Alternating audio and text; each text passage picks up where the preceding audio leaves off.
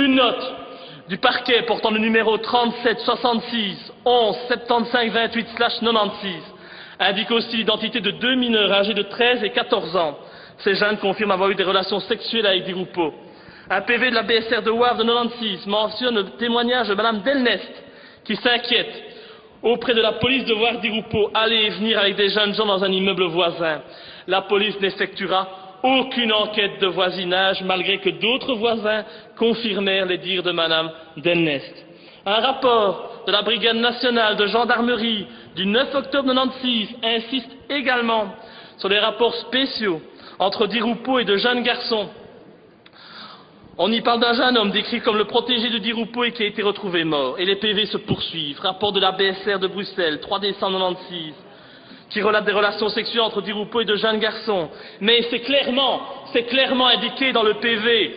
Vu la notoriété de Di Rupo, nous ne poursuivons pas. Est-ce qu'on doit accepter cela?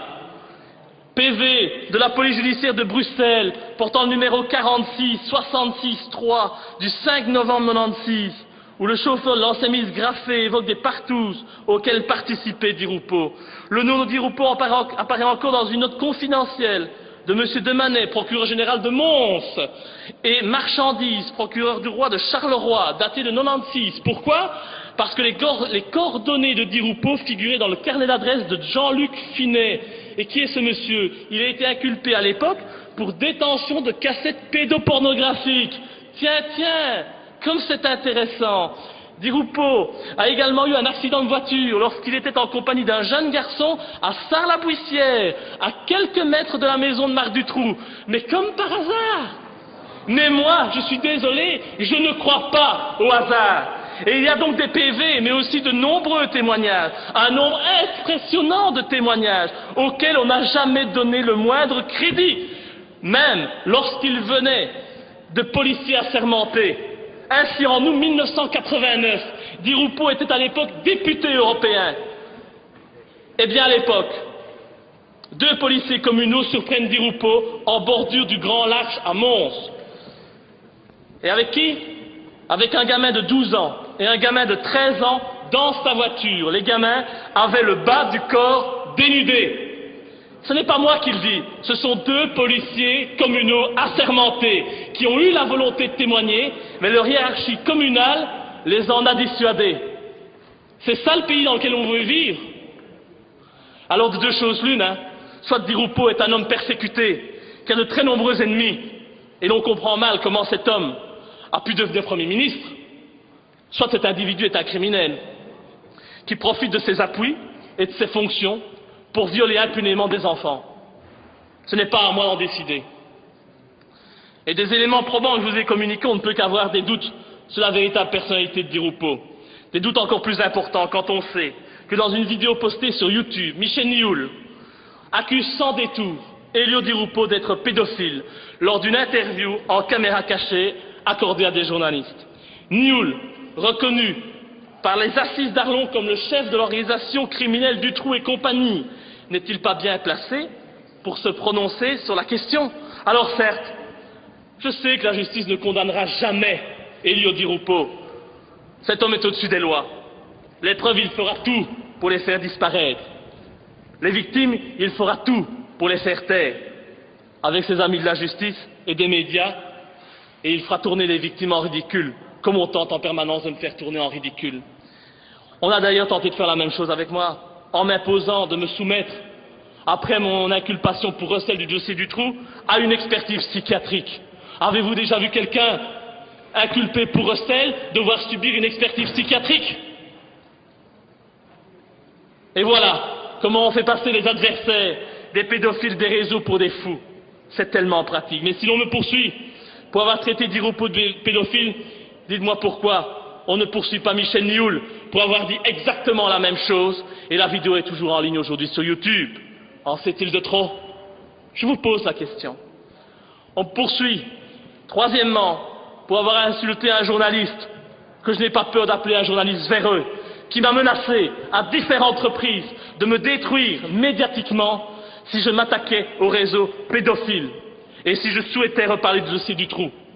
Ce journaliste, c'est Marc Medt de Penningen, ce journaliste qui m'a humilié dans la presse, qui m'a insulté, ce journaliste qui est un grand ami de Michel Nioul et qui, comme par hasard, a toujours défendu dans ses articles depuis l'éclosion de l'affaire Dutroux la thèse de Dutroux prédateur isolé, comme par hasard. Trouvez-vous normal qu'un député soit menacé par un journaliste parce qu'il va trop loin dans certains de ses propos en commission quand on parle de l'intérêt d'enfants violés? Mais où va-t-on? Dans quel pays vivons-nous? On me reproche d'avoir diffusé une liste comprenant environ 500 noms de personnalités de l'élite politique, financière, juridique et franc-maçonne du pays qui auraient commis des actes de pédophilie. Une fois de plus, ce n'est pas moi qui suis l'auteur de cette liste. Tous les autres députés, normalement, ont reçu cette liste par mail. Un mail qui émanait de Mme Emine Geveld, qui est aujourd'hui décédée d'un cancer généralisé, foudroyant, comme l'a été Albert Mailleux. C'est dingue, comme ceux qui luttent contre le pouvoir en place s'éteignent rapidement. Et j'ai jugé de mon devoir de publier cette liste sur mon site, une fois de plus, pour en informer les citoyens. Dois-je rappeler que pour ces deux faits, seule la cour d'assises est compétente. Et oui, il s'agit dans les deux cas d'un délit de presse. Et franchement, je serais très heureux de pouvoir répondre de ces faits devant une cour d'assises, qui me donnerait une formidable tribune pour mener ce combat contre la pédophilie d'État maçonnique. Enfin, on me poursuit pour avoir révélé un secret. C'est dit textuellement. Je suis poursuivi pour avoir révélé un secret. En l'espèce, d'avoir diffusé sur Internet le rapport d'autopsie de Julie et Mélissa, sans avoir jamais, je vous le dis, et je vous le jure devant cette assemblée, sans jamais avoir publié la moindre photo d'autopsie de ces pauvres enfants sur Internet. Contrairement aux mensonges publics répandus par la ministre Milquet. Avoir révélé un secret, c'est vrai. J'ai révélé un secret, j'en suis fier. Car c'est pour la mémoire de ces petites Julie, Mélissa, Sabine, Laetitia, Anne, Eve, ces filles violées que j'ai mis en danger ma carrière et même ma vie. Car des menaces, j'en reçois. Des menaces déguisées, des menaces sur ma personne et mes proches, sans parler du harcèlement médiatique. Si je n'avais pas les nerfs que j'ai aujourd'hui et le moral que j'ai, il y a bien longtemps je me serais suicidé, vu tout ce qu'on raconte sur moi, tous ces mensonges qu'on véhicule, que certains élus véhiculent. Des menaces sur ma personne, sur mes proches, des menaces sur tous ceux qui osent m'apporter du soutien. D'ailleurs, le fait que mes soutiens aujourd'hui ne puissent assister à la séance plénière, c'est encore une preuve supplémentaire des menaces et des pressions dont je suis victime. Ainsi, sachez, je dis ça en passant, qu'il m'est devenu impossible, en Belgique, d'ouvrir un compte en banque. Impossible. Il m'est devenu impossible pour moi, malgré que je n'ai pas d'emprunt, de conclure un emprunt. Impossible pour moi d'avoir la parole dans les médias, alors que ces derniers ne se gênent pas pour parler de moi. Le mot d'ordre a été lancé, on ne donne pas la parole à Laurent Louis. Et je le sais, si je dois perdre mon poste de député en mai prochain, je n'ai aucun avenir en Belgique. Aucun. Ce pays qui se dit une démocratie, eh bien je devrais m'exiler, car toutes les portes me seront à jamais fermées. Et voilà ce qui arrive à ceux qui en Belgique. Et malgré qu'on aime son pays, voilà ce qui arrive à ceux qui ont le courage, excusez-moi l'expression, de remuer la merde. Et dire qu'une certaine presse ose faire croire que je prends de tels risques dans le seul but de faire parler de moi, d'avoir un article dans leurs médias mensonges ou de faire le buzz. Allez, soyons sérieux, hein. Croyez-vous que je suis bête au point, narcissique au point de détruire ma vie, de mettre en danger mes profs, même mes proches, pour une feuille de chou? Soyons sérieux. Je prends des risques énormes, mais le combat en vaut le coup. Et je l'assume, ce n'est pas grave. Je suis prêt à partir de ce pays. Je suis prêt à aller Jusqu'au bout, je suis surtout prêt à être candidat aux futures élections et à être réélu. J'irai jusqu'au bout, si on me laisse faire bien sûr, et qu'on ne me retrouve pas suicidé un de ces 4 matins. J'irai jusqu'au bout, c'est mon devoir, et je fais cela pour mon pays. Ma Belgique mérite d'être dirigée par des gens dignes, ce n'est pas le cas aujourd'hui. Et comme je vous l'ai dit en commission, et pour en conclure, Monsieur le Président, je n'ai pas l'intention de faire comme certains élus criminels et de m'accrocher à mon immunité, je laisse ça à M. Westphal.